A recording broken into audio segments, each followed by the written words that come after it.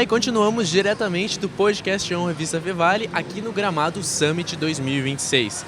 Dessa vez vamos conversar com o especialista em marketing... Essa aí eu não esperava. Não, o Gramado Summit é isso aí, ó. Do nada passa um drone por dentro do stand. Se isso aconteceu é porque tá dando certo. Olá e bem-vindos ao podcast On Revista Fevale especial Gramado Summit 2026. Dessa vez vamos conversar com o especialista em marketing de venda, palestrante, sócio do Gramado Summit e curador do palco Insurgente, Guto Rocha. Bem-vindo ao nosso stand da Universidade Fevale e ao podcast On. Ramon, muito obrigado por me receber aqui. Estou muito feliz de ver a Fevale na Gramado Summit, não só participando ativamente, interagindo com as milhares de pessoas que estão aqui, mas também com todo esse trabalho de pesquisa que está sendo feito junto com a gente. Acabei de ser imerso agora em todo esse trabalho que está sendo feito e a gente consegue ver quando a gente une a academia, né, e pratica o ensinamento e a Fevale como um símbolo de excelência do nosso estado, da nossa região, nos deixa muito orgulhoso e acho que a gente deve estar fazendo algumas coisas boas para poder ter o privilégio de ter vocês conosco. Referências impulsionam referências, né? O lema.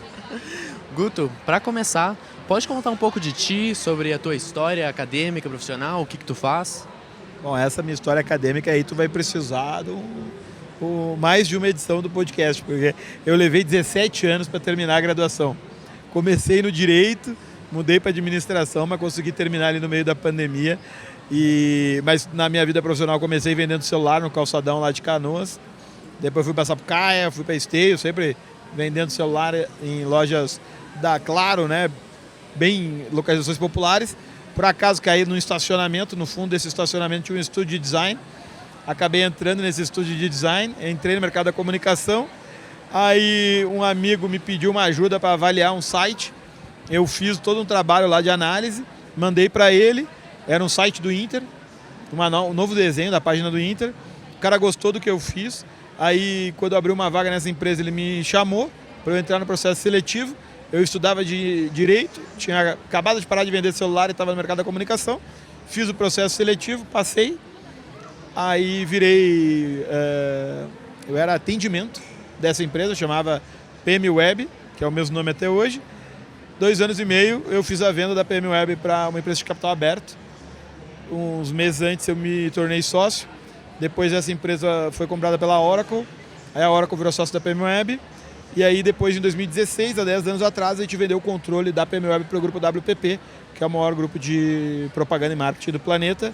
Hoje nós somos umas 500, 600 pessoas. Criamos algumas outras companhias dentro da PM Web, o Watts CRM, que a gente vendeu ano passado para a CRM Bônus, nos convertendo em acionistas da CRM Bônus, e vendemos daí a CRM Bônus para o iFood, numa transação que avaliou essa empresa, a CRM Bônus, em 10 bilhões de reais. E aí a gente, além da PM Web, hoje tem o Let's Book, que é e-commerce CRM e AI para hotéis e resorts. Então, basicamente, foi essa trajetória nos últimos 18 anos. Obrigado, e agora a gente vai para a parte 2 do episódio. Começamos de verdade. Não, obrigado por contar a tua história, compartilhar. E aprofundando um pouquinho mais, como que você se tornou curador do palco Insurgente? Cara, foi um pedido do Marcos, que é o fundador aqui da Gramado Summit. Ele me deu esse desafio. Eu me tornei sócio da Gramado Summit em 2022, porque eu adoro evento. Então eu viajo, vou a eventos por todo lugar do mundo que tu imaginar. E tudo quanto é tipo de evento. Assim, eu gosto de ir na Expo, eu fui lá em Dubai, fui para a Copa do Mundo, fui para a Olimpíada. Vou em eventos de negócio, eventos de empresas, Salesforce, Oracle, Braze, Adobe e outros festivais pelo mundo, porque eu acho que as oportunidades nascem do encontro e a gente precisa estar em movimento. Então acho que um dos maiores ganhos que eu tive na minha vida foi poder ficar 17 anos dentro da universidade. Cara, o que eu conheci de gente foi a coisa mais vantajosa para mim, foi conhecer tanto talento dentro da universidade. Por isso que eu até sei que o pessoal gosta de EAD, eu não. Eu gosto do presencial para poder conhecer o colega, ver se ele é bom mesmo, convido ele para trabalhar comigo e assim eu ganhei não só colegas de trabalho, empreendedores que eu investi depois. Então, gosto muito disso. E por isso o Marcos falou, Augusto, já que tu gosta tanto, monta um palco aqui. A gente montou ano passado, foi um sucesso. Este ano a gente volta com um palco, 75 palestrantes nos 3 dias. E eu espero que o pessoal avalie como o melhor palco da Gramado Summit. E falem que o principal é o nosso, o outro só é maior. E fazendo uma comparação, então, do palco do ano passado para o palco desse ano, já tem alguns indicativos de sucesso, melhoras? Tem, cara. A gente teve esse ano uma explosão, que foi o Fábio, um menino de 12 anos, que veio dar uma aula de vendas. E eu acho que ele, ao mesmo tempo, surpreendeu, emocionou e cativou todo mundo que estava lá. Eu andei pelos corredores e todo mundo falando disso. Eu acho que essa é a mensagem do Gramado Summit. Se despir de preconceitos e ouvir vozes diferentes que vão te dar alguma mensagem que tu leve para casa. Mais tarde agora a gente vai ter o William Jeffrey, que é um americano que trabalhou anos como âncora de jornalismo, assim como tu, nos canais norte-americanos. E ele casou com uma brasileira e veio morar no Brasil. E aí ele resolveu criar um Instagram chamado Diacho de Gringo, que ele faz conteúdo sobre o Brasil em inglês. Então vai ser uma palestra em inglês. E aí depois eu recebo um outro grande amigo, que é o Caco Rampeter, que foi quem me falou, cara, traz o Diacho de Gringo para cá e eles vão fazer um Q&A falando sobre o que a gente tem que falar bem do Brasil em inglês para impactar positivamente. E já estamos quase terminando. Sim, com as respostas longas que eu dou, desculpa, né? Não, a gente pode seguir, a gente pode continuar, isso não é o problema. A gente está com tempo aqui. Que aproveitar maravilha. O dia inteiro, porque são 3 dias de evento, né? São 3 dias de evento. E quem não veio nessa edição já se programe para 2027 de novo. Para ti, bem básico, qual que é o sentimento de poder participar de um evento desse tamanho? Cara, eu acho que eu alcanço o meu estado de flow.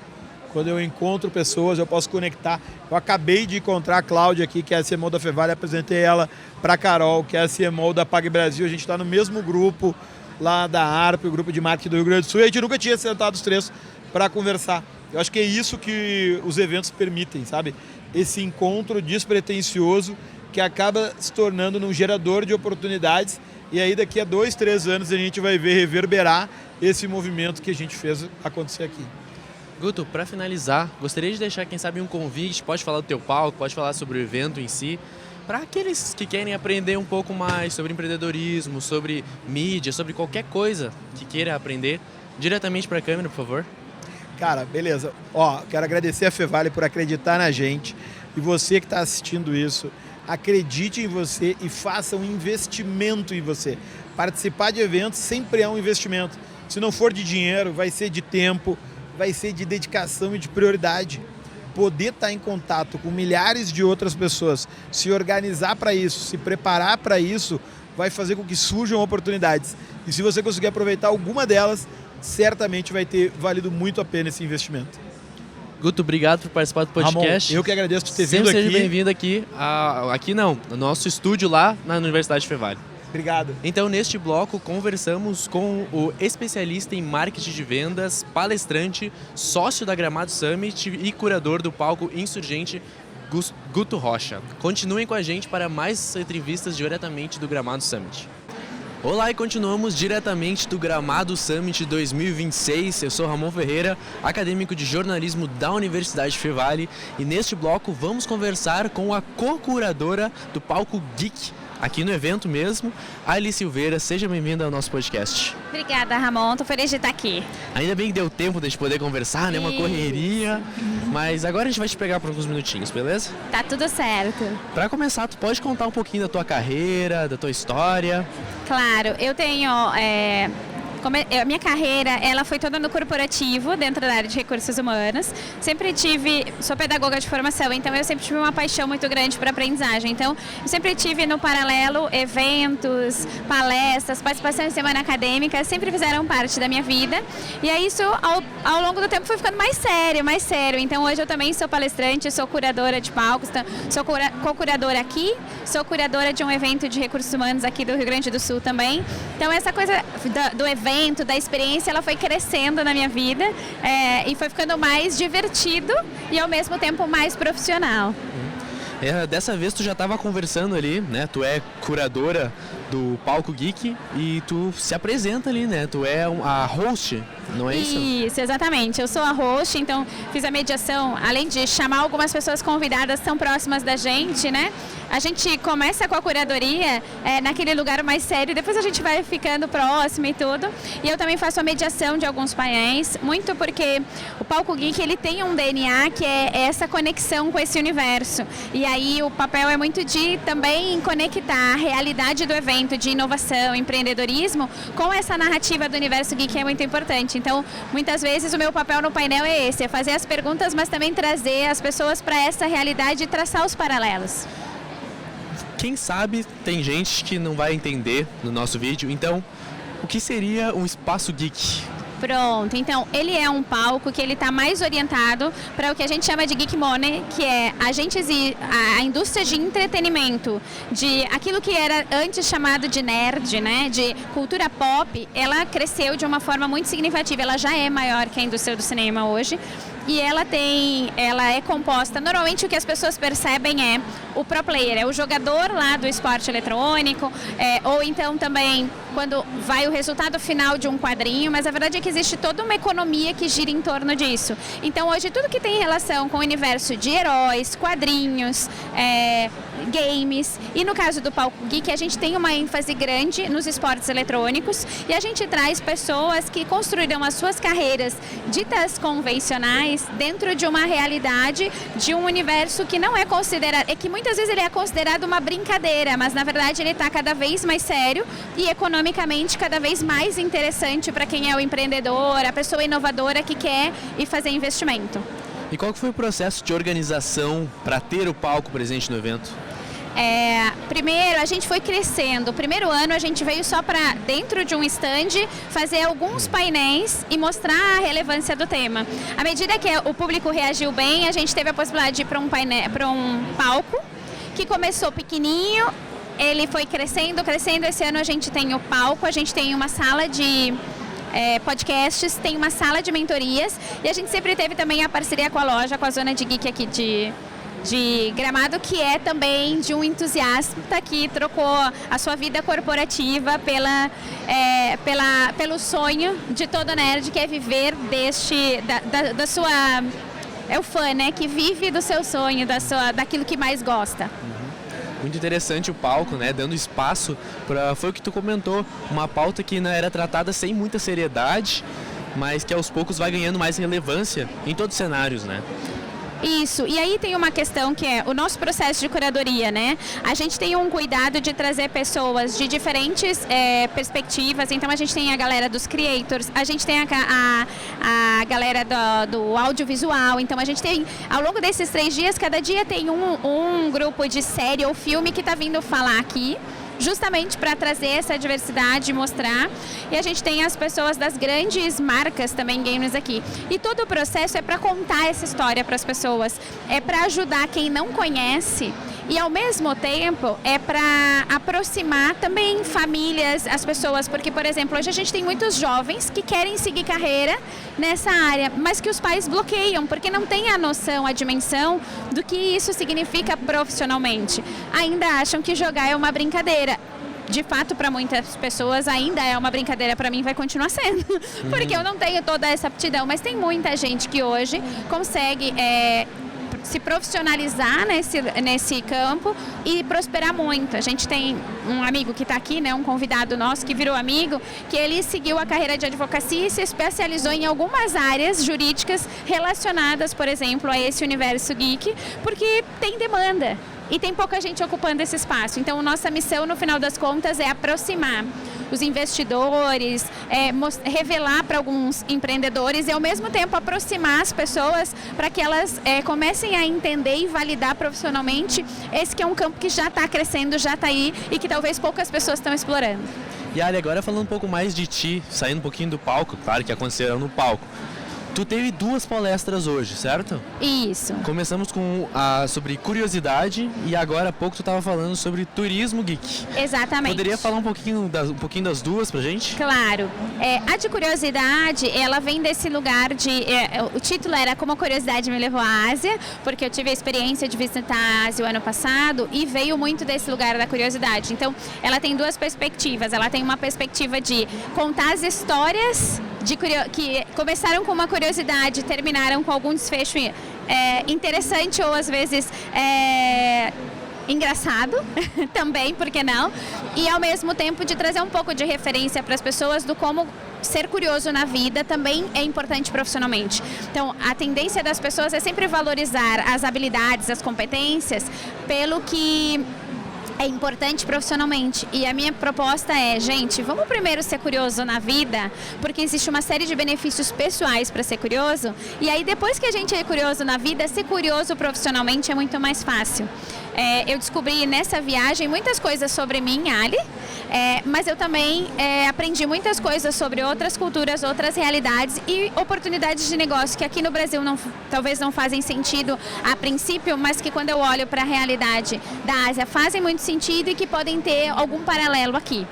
Então a palestra de curiosidade, ela está nesse lugar de despertar a curiosidade do outro, mas também de trazer a curiosidade para esse lugar mais sério, que a gente está falando de uma coisa que pode ser o que vai definir quem vai prosperar ou não daqui para frente. Uma vez que a gente tem aí já notícias de que a gente está passando de uma era dos especialistas, sabe tudo, para uma era dos aprendem tudo, que é essas pessoas mais generalistas, mas que são capazes de mergulhar e explorar mais quando necessário. Então esse é o olhar geral da discussão sobre curiosidade, e ele começou da minha curiosidade. Eu sou muito curiosa, eu brinco que não pode falar nada perto de mim que eu não saiba, que eu vou pesquisar no Google, eu preciso minimamente saber, depois se eu vou aprofundar ou não eu escolho. Foi daí que nasceu assim esse desejo de compartilhar isso, e percebendo que ao longo da minha carreira, trabalhando com muita liderança, porque em RH meu papel era muito esse, de que os líderes mais curiosos eram os que mais prosperavam e também os que mais desenvolviam as suas equipes.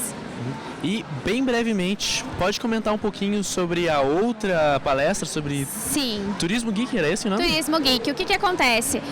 Existe uma indústria de turismo que também ela fica conectada ao fã, que é assim, o exemplo mais clássico naturalmente é a Disney, né? A coisa da magia da Disney e os parques associados aos diversos universos que conectam as pessoas, o fã a uma realidade mágica.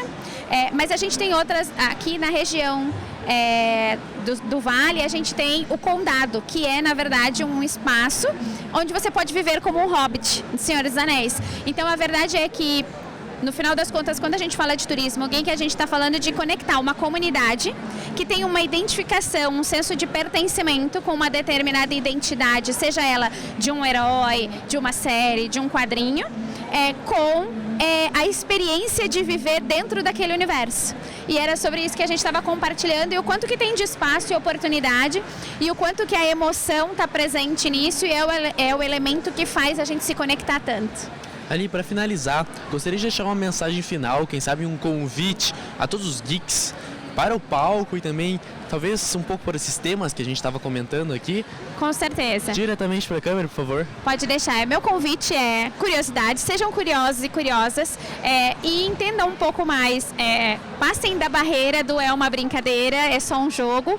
Passem desta barreira e entendam por que quando tem um filme novo de herói, o mercado fica...